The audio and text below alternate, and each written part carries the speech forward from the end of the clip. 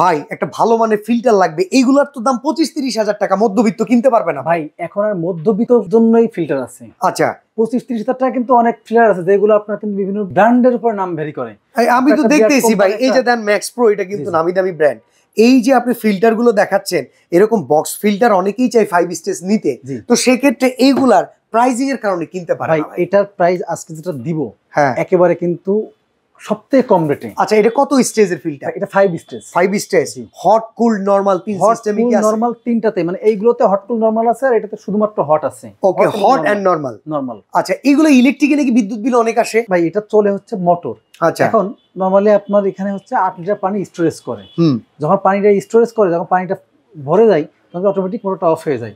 তার মানে হয়তো সারাদিন আপনি 5 লিটার পানি নিয়েছেন, হয়তো 5 লিটারের জায়গায় ওই সময় আপনার হয়তো সব মিলায়ে হয়তো 20 মিনিট 25 মিনিট বা 30 মিনিট মোটর চলছে সারাদিন মিলায়ে।